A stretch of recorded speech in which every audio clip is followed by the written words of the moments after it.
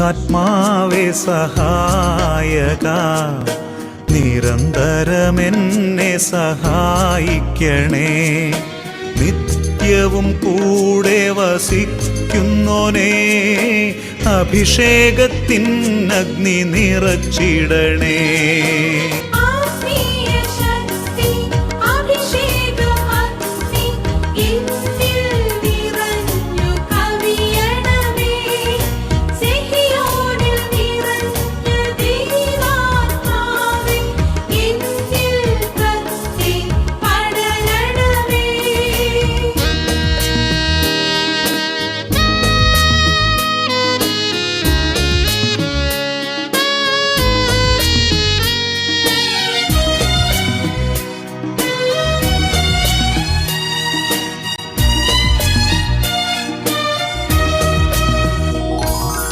എന്നുള്ളിൽ നിറയുന്ന ദൈവിക ശക്തി ലൗകിക ശക്തിയെ തകർത്തിടുന്നു.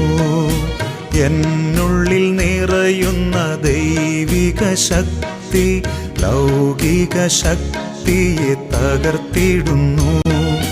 പാപനീതി ന്യായ ബോധ്യങ്ങൾ ഹൃത്തിൽ നിറച്ചെന്നെ അഭിഷേചിക്കൂ.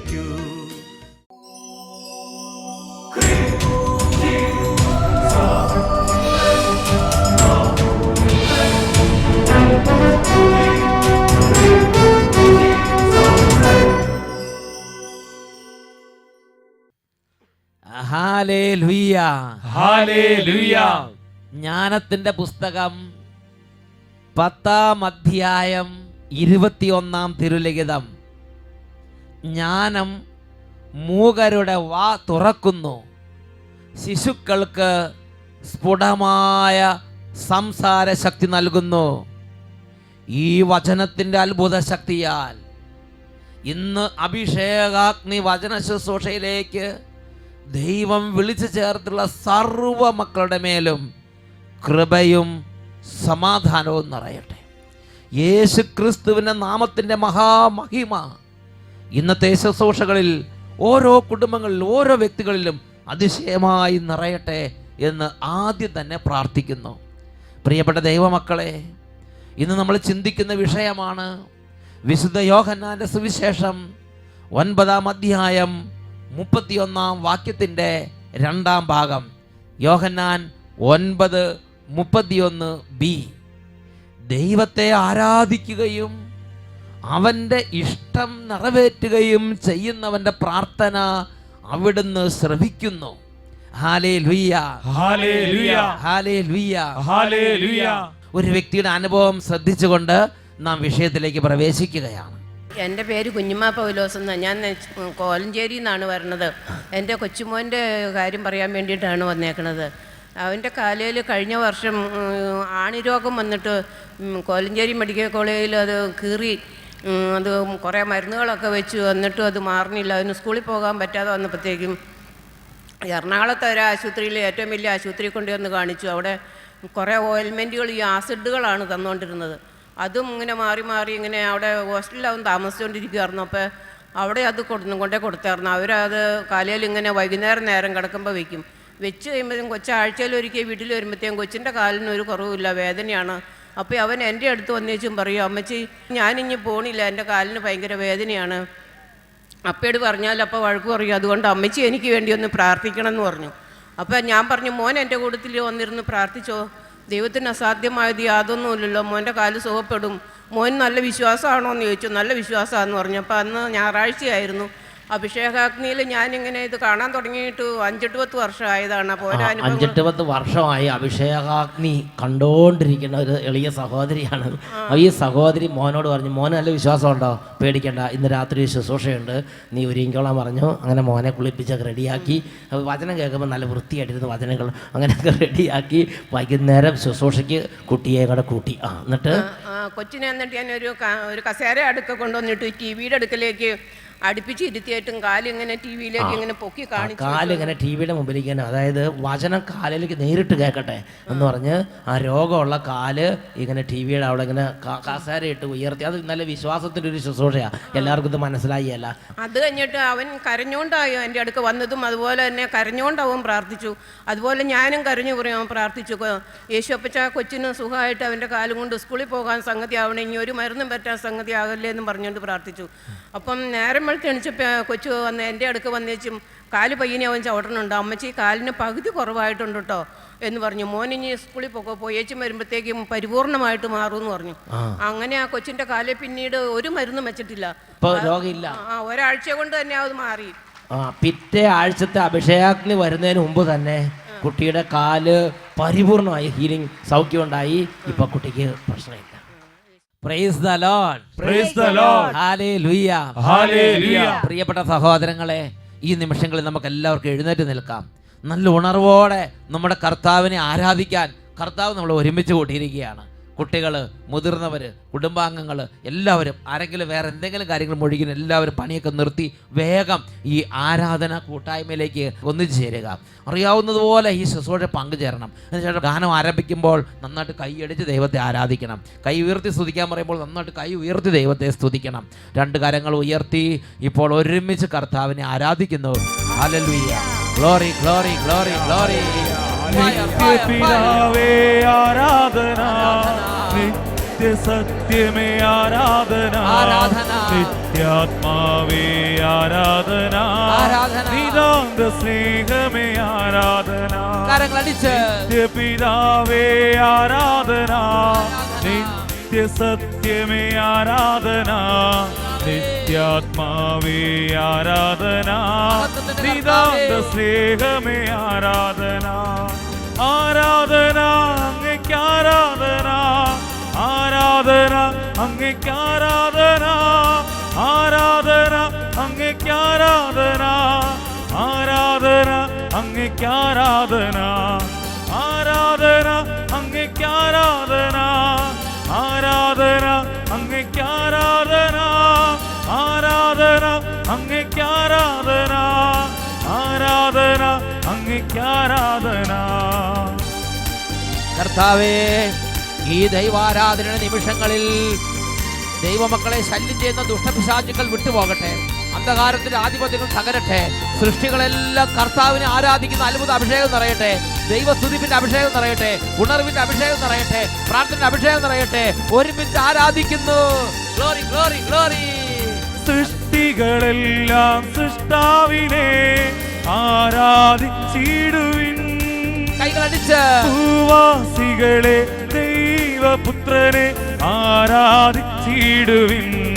ശക്തിയോടെ സൃഷ്ടികളെല്ലാം സൃഷ്ടാവിനെ ആരാധിച്ചിടുവിൻ. ഭൂവാസികളെ ദൈവപുത്രനെ ആരാധിച്ചിടുവിൻ.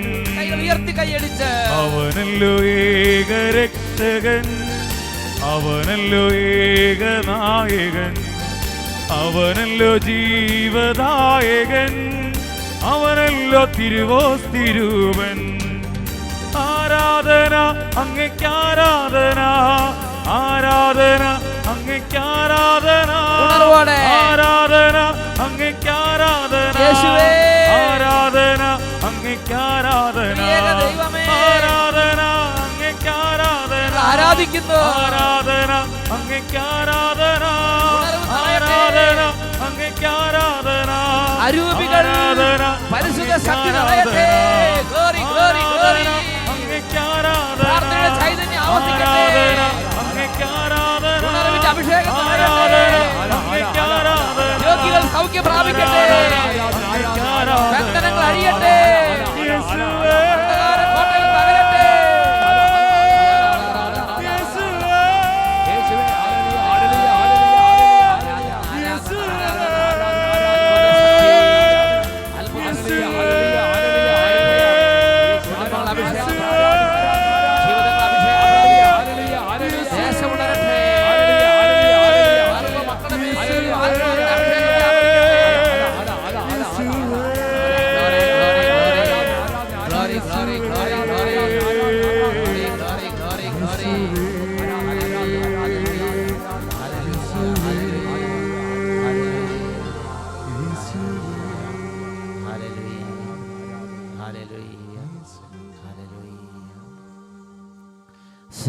പിതാവേ, ഈ നിമിഷങ്ങളിൽ അങ്ങയുടെ അത്ഭുതമായ കരങ്ങൾ ഈ മക്കളുടെ മേൽ വെക്കണമേ.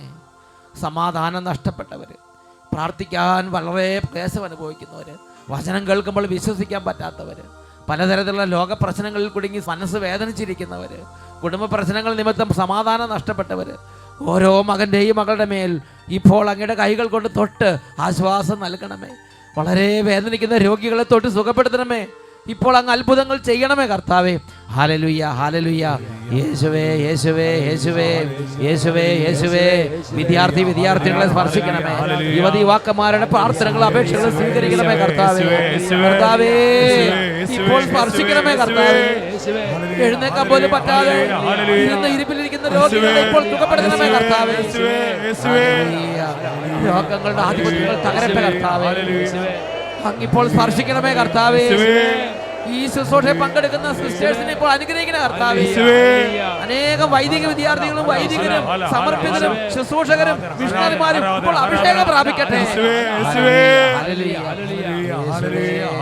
ആരാധന, ആരാധന. ഈശോയുടെ അത്ഭുതകരമായ നാമത്തിൽ അനുഗ്രഹിക്കുന്നു, ഇപ്പോഴും എപ്പോഴും എന്നേക്കും. Amen. Praise the lord. Praise the lord. സ്വസ്ഥാനങ്ങളിലേക്ക് നമുക്കിരിക്കാം. പ്രിയപ്പെട്ട സഹോദരങ്ങളെ, നമ്മുടെ ജീവിതത്തിൽ നമ്മുടെ ചുറ്റുപാടും പാപം കട്ടപിടിക്കുകയാണ്. ബൈബിളിൽ യേശു ഒരു ഉത്ബോധനം ചെയ്യുന്നതിന് തൊട്ട് മുമ്പ് അവരെ അഭിസംബോധന ചെയ്യുന്ന ഒരു വചനം എൻ്റെ മനസ്സിലേക്ക് ഓർമ്മ വരികയാണ്. പാപം നിറഞ്ഞതും അവിശ്വസ്തവുമായ ഈ തലമുറയെ ഞാൻ എന്തിനോടാണ് ഉപമിക്കേണ്ടത്? അതുപോലെ നമ്മൾ ജീവിക്കുന്ന ഈ കാലഘട്ടത്തിൽ നമ്മുടെ ചുറ്റിലും പാപത്തിൻ്റെ വ്യവസ്ഥിതികൾ പല വിധത്തിൽ നമ്മുടെ മേൽ ആധിപത്യം പുലർത്താൻ ശ്രമിക്കുകയാണ്. ഞാൻ ഈ അടുത്ത കാലത്ത് ഞാൻ ശ്രദ്ധിച്ചൊരു കാര്യമുണ്ട്. സെയിം സെക്സ് മാരേജിന് വേണ്ടി വോട്ടെടുപ്പ് നടന്ന അയർലൻഡ് രാജ്യത്ത് അതിനുശേഷം വളരെ ആഹ്ലാദത്തോടെ പാപത്തിന് വേണ്ടി വോട്ട് ചെയ്ത് അങ്ങനെ പാപത്തിൻ്റെ വ്യവസ്ഥിതി കൊണ്ടുവരാൻ വേണ്ടി ആ വിജയിച്ചതിൻ്റെ ആഹ്ലാദം അവർ പങ്കിടുന്ന ഒരു ചിത്രം എൻ്റെ ശ്രദ്ധയിൽപ്പെട്ടു. പ്രിയപ്പെട്ട സഹോദരരെ, പാപം ചെയ്യുന്നെന്ന് മാത്രമല്ല, പാപം ചെയ്യുന്നതിനെ അനുകൂലിക്കുന്നെന്ന് മാത്രമല്ല, അതിൽ ആഹ്ലാദിക്കുന്ന ഒരു ജനത. അപ്പോൾ എൻ്റെ മനസ്സിലേക്ക് കർത്താവ് നൽകിയൊരു ചിന്ത നിങ്ങളുമായി പങ്കുവെക്കുകയാണ്. ഇങ്ങനെ നമ്മൾ ജീവിക്കുന്ന ഈ കാലഘട്ടത്തിൽ നമ്മുടെ ചുറ്റിലും അനേക വിധത്തിൽ കുട്ടികൾ സ്കൂളിൽ പോകുമ്പോൾ സ്കൂളിലെ പല അന്തരീക്ഷങ്ങൾ, യൂണിവേഴ്സിറ്റിയിലേക്ക് ചെല്ലുമ്പോൾ യൂണിവേഴ്സിറ്റിയിലെ പല സാഹചര്യങ്ങൾ, ജോലിക്ക് ചെല്ലുമ്പോൾ ഓഫീസിലെ പല സാഹചര്യങ്ങൾ, അല്ലെങ്കിൽ നമ്മളൊരു കാര്യത്തിന് വേണ്ടി എങ്ങോട്ടെങ്കിലും ഇറങ്ങിയാൽ നമുക്ക് ചുറ്റിനുമുള്ള പല സാഹചര്യങ്ങളിലും വിശുദ്ധി ഉപേക്ഷിച്ച് ലോകത്തിൻ്റെ വഴികളെ അനുധാവനം ചെയ്യാൻ അതിശക്തമായ ഒരു പ്രലോഭനം നമ്മളെ അലട്ടും, അല്ലെങ്കിൽ അതിശക്തമായൊരു പ്രലോഭനം നമ്മളെ ആക്രമിക്കും. പ്രിയപ്പെട്ട സഹോദരങ്ങളെ, അതിനെക്കുറിച്ച് ചിന്തിച്ചപ്പോൾ എനിക്ക് നൽകിയ ഒരു ഉത്ബോധനമാണ്, വിശുദ്ധരുടെ ജീവിതത്തിന് അവിടുന്ന് അത്ഭുതമായ വിധം വില കൽപ്പിക്കുന്നുണ്ട്. റോമാലേഖനത്തിൽ 11-ാം അധ്യായത്തിൽ 4-ാമത്തെ വാക്യത്തിൽ രേഖപ്പെടുത്തിയിരിങ്ങനെയാണ്: ബാലിൻ്റെ മുമ്പിൽ മുട്ടുമടക്കാത്ത 7000 പേരെ എനിക്ക് വേണ്ടി ഞാൻ മാറ്റി നിർത്തിയിട്ടുണ്ട്, എനിക്ക് വേണ്ടി ഞാൻ കാത്തു സൂക്ഷിച്ചിട്ടുണ്ട്. Hallelujah, hallelujah. നമുക്ക് ചുറ്റും വളരെയധികം ആളുകൾ ഭൂരിപക്ഷത്തിൻ്റെ പിൻബലത്തിൽ പാപം ചെയ്യുമ്പോഴും കർത്താവ് പറയുന്ന ഒരു വലിയൊരു കാര്യമുണ്ട്. റോമാലേഖനം 11:4 പഠിപ്പിക്കുകയാണ്: ബാലിൻ്റെ മുമ്പിൽ മുട്ടുമടക്കാത്ത 7000 പേരെ എനിക്ക് വേണ്ടി ഞാൻ കാത്തു സൂക്ഷിച്ചിട്ടുണ്ട്. Price the lord, praise the Lord, hallelujah, hallelujah. നമ്മൾ ജീവിക്കുന്ന ഈ കാലഘട്ടത്തിലും വളരെ ശക്തരായ നല്ല വിശുദ്ധന്മാർ ജീവിച്ചിരിക്കുന്നുണ്ട്. പ്രിയപ്പെട്ട സഹോദരങ്ങളെ, മുൻകാലങ്ങളിലെ പോലെ തന്നെ വളരെ വിശുദ്ധിയും പ്രാർത്ഥനയും നിറഞ്ഞ നല്ല നല്ല ജീവിതങ്ങൾ നമ്മൾ ജീവിക്കുന്ന ഈ കാലഘട്ടത്തിൽ നമ്മുടെ ചുറ്റിലും തന്നെ ദൈവം കാത്തു സൂക്ഷിച്ചിട്ടുണ്ട്. ആ ജീവിതങ്ങൾക്ക് ദൈവം വളരെ വലിയ വില കൽപ്പിക്കുന്നുണ്ട്. ഇന്ന് നമ്മൾ ചിന്തിക്കുന്നത് അങ്ങനെയുള്ളവരുടെ പ്രാർത്ഥനകൾക്ക് എന്താണ് ശക്തി എന്നതിനെ കുറിച്ചാണ്. വിശുദ്ധ ലിഖിതം യോഹന്നാന്റെ സുവിശേഷം 9-ാം അധ്യായം 31-ാം വാക്യത്തിന്റെ അവസാന ഭാഗം യോഹന്നാൻ 9:31b ഇങ്ങനെയാണ് നമ്മൾക്ക് വെളിപ്പെടുത്തി തരുന്നത്. തന്നെ ആരാധിക്കുകയും പാപങ്ങൾ ഉപേക്ഷിക്കുകയും ചെയ്യുന്നവന്റെ പ്രാർത്ഥന ദൈവം കേൾക്കുന്നു. ദൈവത്തെ ആരാധിക്കുകയും പാപം ഉപേക്ഷിക്കുകയും ചെയ്യുന്നവന്റെ പ്രാർത്ഥന ദൈവം കേൾക്കുന്നു. ഇതൊരു വലിയ പ്രബോധനമാണ്. പ്രിയപ്പെട്ട സഹോദരങ്ങളെ, അങ്ങനെയുള്ള ഒരാളൊരു കാര്യം പറഞ്ഞാൽ അപ്പോൾ തന്നെ ദൈവം അത് ശ്രദ്ധിക്കുകയാണ്. വിശുദ്ധരുടെ പ്രാർത്ഥനകൾക്ക് വളരെ വലിയ വിലയുണ്ട്. ആമോസ് പ്രവാചകന്റെ ഗ്രന്ഥത്തിൽ നാം അത് കാണുന്നുണ്ട്. ആമോസിന്റെ പുസ്തകം 7-ാം അധ്യായം 1 മുതൽ 7 വരെയുള്ള വാക്യങ്ങൾ. പ്രിയപ്പെട്ട സഹോദരങ്ങളെ, അവിടെ ഒരു വിശുദ്ധനായ മനുഷ്യന്റെ പ്രാർത്ഥന എങ്ങനെ ലോകത്തിന് ഉപകാരമായി മാറുന്നു എന്ന് വെളിപ്പെടുത്തിയിരിക്കുകയാണ്. ആമോസിന്റെ പുസ്തകം 7-ാം അധ്യായം 1 മുതലുള്ള വാക്യങ്ങൾ. ദൈവമായ കർത്താവ് എനിക്ക് ഒരു ദർശനം നൽകി. രാജവിഹിതമായ പുല്ല് അരിഞ്ഞതിന് ശേഷം അത് വീണ്ടും മുളച്ചു തുടങ്ങിയപ്പോൾ അവിടുന്ന് ഇതാ വെട്ടുകിളി പറ്റത്തെ സൃഷ്ടിക്കുന്നു. അവ നാട്ടിലുള്ള പുല്ലെല്ലാം തിന്നൊടുക്കിയപ്പോൾ ഞാൻ പറഞ്ഞു, ദൈവമായ കർത്താവേ, മാപ്പ് നൽകുക. ഞാൻ യാചിക്കുന്നു. യാക്കോബിന് എങ്ങനെ നിലനിൽക്കാനാവും? അവൻ തീരെ ചെറിയവനല്ലേ. കർത്താവ് അതിനെക്കുറിച്ച് അനുതപിച്ചു. ഒരിക്കലും അത് സംഭവിക്കുകയില്ല എന്ന് അവിടുന്ന് അരുളി ചെയ്തു. പ്രിയപ്പെട്ട സഹോദരങ്ങളെ, ആമോസ് പ്രവാചകന് ദൈവം ഒരു വലിയ ആത്മീയ പരിശീലനം നൽകുകയാണ്. ഒരു ആത്മീയ പാഠം ദൈവം ആമോസ് പ്രവാചകനെ പഠിപ്പിക്കുകയാണ്. ആമോസ് പ്രവാചകൻ അങ്ങനെ ഒരു സ്ഥലത്ത് നിൽക്കുകയാണ്. നിൽക്കുമ്പോൾ ദൈവം ഒരു ദർശനം ആമോസ് പ്രവാചകന് നൽകി. ഇതാ പുല്ല് സമൃദ്ധമായി വളർന്ന് അങ്ങനെ നിറഞ്ഞു നിൽക്കുന്ന സമയത്ത് ഇതാ വെട്ടുകിളിപ്പറ്റം കൂട്ടത്തോടെ വന്ന് ആ പുല്ലെല്ലാം, നാട്ടിലുള്ള പച്ചപ്പ് മുഴുവനും അത് തിന്നു തീർത്തു. നാട് മുഴുവൻ മരുഭൂമി പോലെയാണ്. ഈ സമയം ഇത് ആമോസ് കണ്ടുകൊണ്ട് നിൽക്കുകയാണ്. ദൈവത്തിൻ്റെ അരൂപി ഉള്ളിലുണ്ടെങ്കിൽ എവിടെയെങ്കിലും ഒരു തകർച്ച കണ്ടാൽ, എവിടെയെങ്കിലും ഒരു കുടുംബത്തിലൊരു വീഴ്ചയോ ഒരു പരാജയമോ ഒരു വ്യക്തിയുടെ ഒരു നാശമോ കണ്ടാൽ അപ്പം തന്നെ കരഞ്ഞ് പ്രാർത്ഥിക്കും. പ്രിയപ്പെട്ട സഹോദരങ്ങളെ, ഉടനെ ആമോസ് ദൈവസന്നിധിയിലേക്ക് ഹൃദയമുയർത്തി ദൈവത്തോട് പറഞ്ഞു, ഓ ദൈവമേ, യാക്കോബ് ചെറിയവനല്ലേ, അവിടുന്ന് കരുണ കാണിച്ചില്ലെങ്കിൽ അവൻ എങ്ങനെ പിടിച്ചു നിൽക്കും? അവൻ്റെ പാപങ്ങൾക്ക് അതിനേക്കാൾ കൂടുതൽ അവൻ അർഹിക്കുന്നതാണ്. പക്ഷെ അങ്ങൊരു കാര്യം ഓർക്കണം, യാക്കോബ് ചെറിയവനല്ലേ, കരുണ തോന്നണമേ എന്ന് ഈ വിശുദ്ധനായ മനുഷ്യൻ, ഈ പ്രവാചകൻ തകർച്ച കണ്ടപ്പോൾ അറിയാതെ തന്നെ വേഗം ദൈവമായ കർത്താവിനോട് സംസാരിക്കുകയാണ്. ഉടനെ തന്നെ വിശുദ്ധ ലിഖിതത്തിൽ പറയുകയാണ്, അപ്പോൾ തന്നെ ആ നാട്ടിൽ നിന്ന് ആ ശിക്ഷ പിൻവലിക്കപ്പെട്ടു. ഒരു തകർച്ചയോ ഒരു ശിക്ഷയോ വെറുതെ വരുമെന്ന് വിചാരിക്കരുത്. ആ നാടിൽ അനർത്ഥം, പാപം അരങ്ങേറി കഴിയുമ്പോൾ അതിൻ്റെ പ്രത്യാഘാതം നാട്ടിലുണ്ടാവും.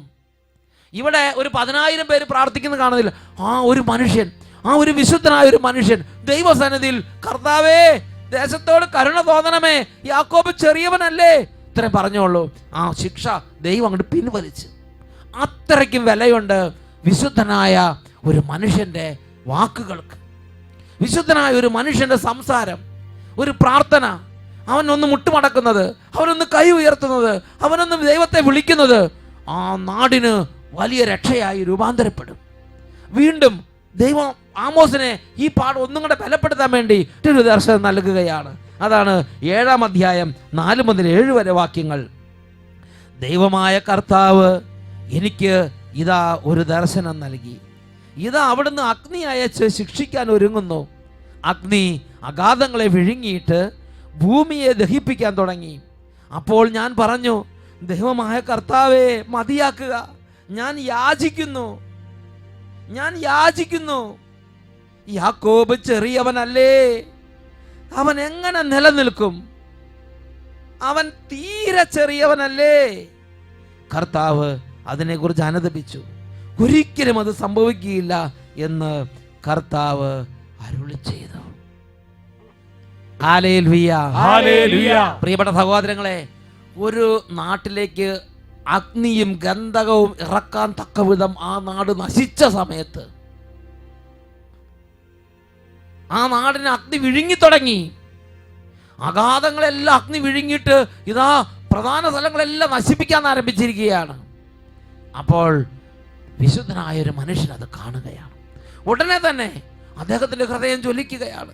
സ്നേഹം കൊണ്ട്, കരുണ കൊണ്ട് അദ്ദേഹം ദൈവത്തോട് അപേക്ഷിക്കുകയാണ്, കർത്താവേ, കർത്താവ് ഇതെല്ലാം ഞങ്ങൾ അർഹിക്കുന്നതാണ്, പക്ഷേ തീരെ ചെറിയ ഞങ്ങൾക്ക് എങ്ങനെ പിടിച്ചു നിൽക്കാൻ സാധിക്കും? കരുണ തോന്നണമേ. അപ്പോൾ തന്നെ ദൈവത്തിൻ്റെ ശക്തി അവിടെ ആ നാടിന് വേണ്ടി അനുകൂലമായി വ്യാപരിക്കുകയാണ്. പ്രിയപ്പെട്ട സഹോദരങ്ങളെ, വിശുദ്ധരുടെ പ്രാർത്ഥനകൾക്ക് വിലയുണ്ട് എന്ന് ദൈവം പഠിപ്പിക്കാൻ ആഗ്രഹിക്കുന്ന ഒരു സത്യമാണ്. വിശുദ്ധരുടെ പ്രാർത്ഥനകളെ മാലാഖമാരും വളരെ പവിത്രമായി ശ്രേഷ്ഠമായി കരുതുന്നു എന്ന് തോബിത്തിന്റെ പുസ്തകത്തിൽ നമ്മൾ വായിക്കുന്നുണ്ട്. തോബിത്തിന്റെ പുസ്തകത്തിൽ 12-ാം അധ്യായം 15-ാം തിരുലിഖിതം, മുഖ്യദൂതനായ വിശുദ്ധ റഫായേൽ കൊച്ചു തോബിയാസിനെ സുരക്ഷിതമായി അവിടെ എത്തിച്ച് ആ കാര്യങ്ങളെല്ലാം മംഗളകരമായി നടന്നു. അതിനുശേഷം അവർ സ്വഭാവനത്തിലേക്ക് തിരിച്ചെത്തി.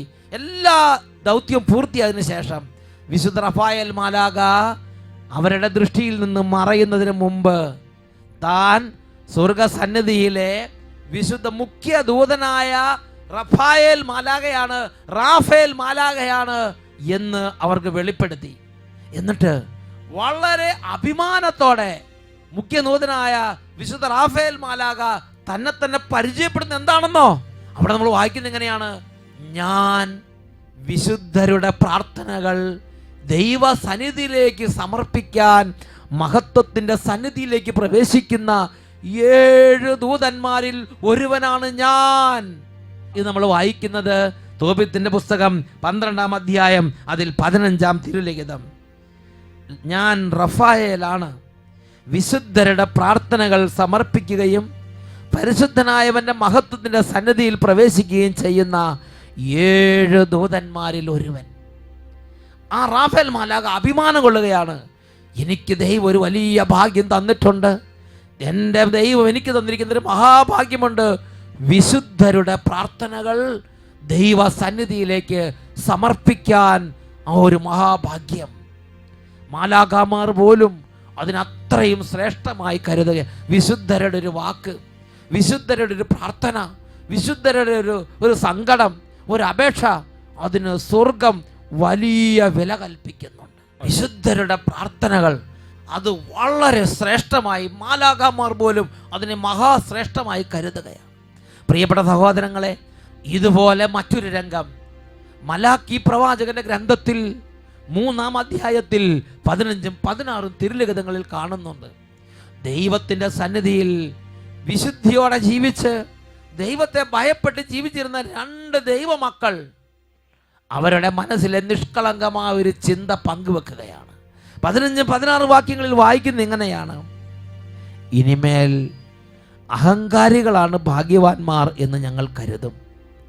ദുഷ്കർമ്മികൾ അഭിവൃദ്ധിപ്പെടുക മാത്രമല്ല, ദൈവത്തെ പരീക്ഷിക്കുമ്പോൾ അവർ രക്ഷിക്കപ്പെടുകയും ചെയ്യുന്നു.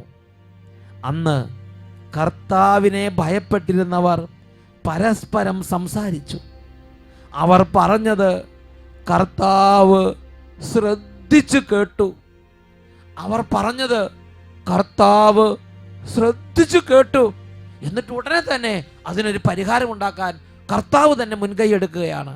അതാണ് തുടർന്ന് വരുന്ന വാക്യത്തിൽ: കർത്താവിനെ ഭയപ്പെടുകയും അവിടുത്തെ നാമം ധ്യാനിക്കുകയും ചെയ്യുന്നവരെ ഓർമ്മിക്കേണ്ടതിന് ദൈവസന്നിധിയിൽ ഒരു ഗ്രന്ഥം എഴുതപ്പെട്ടു. Hallelujah, hallelujah. പ്രിയപ്പെട്ട സഹോദരങ്ങൾ, ചിന്തിച്ചു നോക്കിയേ.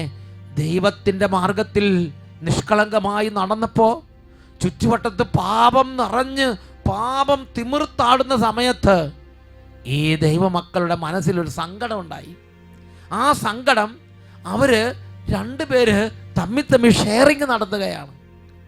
ഈ അഹങ്കാരികൾ, നമുക്ക് ചുറ്റുമുള്ള ഈ അക്രമികൾ അക്രമം ചെയ്യുന്നെന്ന് മാത്രമല്ല, അവർ പിടിക്കപ്പെടുന്നില്ലെന്ന് മാത്രമല്ല, അവർ അഭിവൃദ്ധിപ്പെടുന്നെന്ന് മാത്രമല്ല, ദൈവത്തെ പരീക്ഷിക്കുമ്പോൾ അവരെല്ലാം ഉയർന്നുയർന്ന് അവർ രക്ഷപ്പെട്ടു എന്ന് വിചാരിച്ച് അവർ സമൂഹത്തിൽ പ്രബലമായിക്കൊണ്ടിരിക്കുകയാണ്.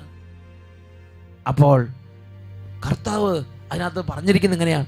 അവർ പറഞ്ഞത് കർത്താവ് ശ്രദ്ധിച്ചു കേട്ടു. ഒരു പ്രാർത്ഥനയല്ല, തമ്മിൽ ഒരു ഷെയറിംഗ് ആണ്. അതുപോലും അവരുടെ ഒരു ചലനം പോലും ശ്രദ്ധിക്കുകയും കൂടെ നിൽക്കുകയും അവരുടെ സങ്കടത്തിന് പരിഹാരമുണ്ടാക്കുകയും ചെയ്യുന്ന ജീവിക്കുന്ന കർത്താവിനെ കുറിച്ചാണ് വിശുദ്ധരെന്നും പറയുന്നത്. റോമാലേഖനം 11:4 പറയുകയാണ്, ബാലിന്റെ മുമ്പിൽ മുട്ടുമടക്കാത്ത 7000 പേരെ എനിക്ക് വേണ്ടി യെശയ്യാ ഞാൻ മാറ്റിവെച്ചിട്ടുണ്ട്. അതിന് കാരണമുണ്ട്.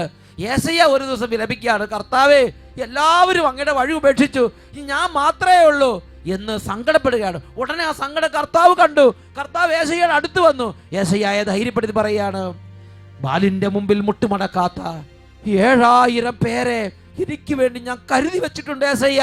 യേശയ്യയോട് വെളിപ്പെടുത്തി കൊടുക്കുകയാണ്, മനസ്സിന് ധൈര്യം കൊടുക്കുകയാണ്, ആശ്വാസം കൊടുക്കുകയാണ്. ഉറക്കെ പറഞ്ഞേ ഹല്ലേലൂയ, ഹല്ലേലൂയ. വിശുദ്ധരുടെ പ്രാർത്ഥനകൾ, വിശുദ്ധരുടെ സംസാരം ഓരോന്നും ദൈവം വിലയുള്ളതായി എണ്ണുന്നുണ്ട്.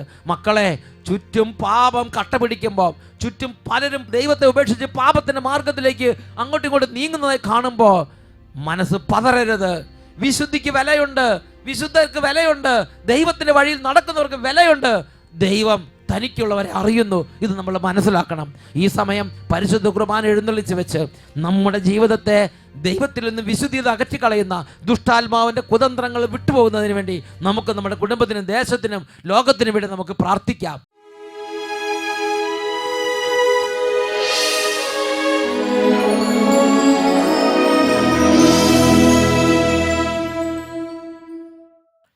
Hallelujah, hallelujah.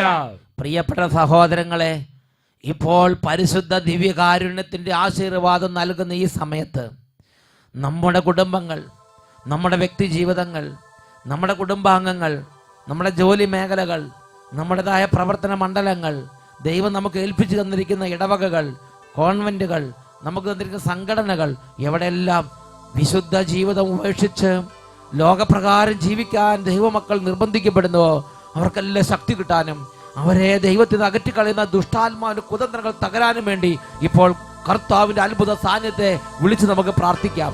ഈ സമയം രോഗികൾ സൗഖ്യം പ്രാപിക്കുകയും കുഞ്ഞുങ്ങൾ അനുഗ്രഹം പ്രാപിക്കുകയും കുടുംബങ്ങൾ വിടുതൽ പ്രാപിക്കുകയും ചെയ്യുന്ന അത്ഭുതത്തിന്റെ നിമിഷങ്ങളാണ്. ഇരുകരങ്ങൾ ഉയർത്തുന്നു, കർത്താവായ യേശു ക്രിസ്തുവിന്റെ നാമത്തെ ഉറക്കെ വിളിക്കുന്നു, യേശുവേ യേശുവേ യേശുവേ. കരങ്ങൾ ഉയർത്തി വിളിക്കുന്നു. ആകാശം പിളർന്ന് വന്നിടണേ, കരങ്ങൾ ഉയർത്തി.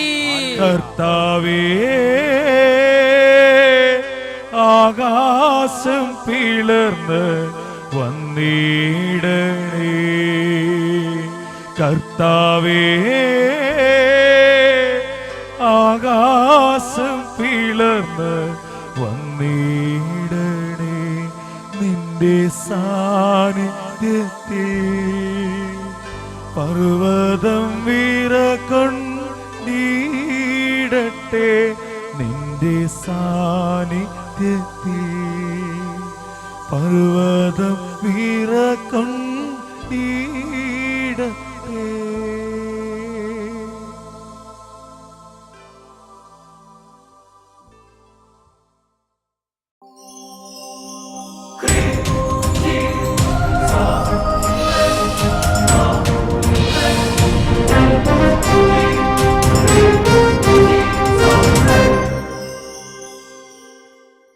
അഗ്നിയിൽ അഭിഷേകം ചൊരിയൂ പരിശുദ്ധാത്മാവേ, കൃപയുടെ അഭിഷേകം ചൊരിയൂ പരിശുദ്ധാത്മാവേ, ആദിമസഭയിലെ അഭിഷേകം പോൽ ഇന്നു നീ നിറയണമേ, ആദിമസഭയിലെ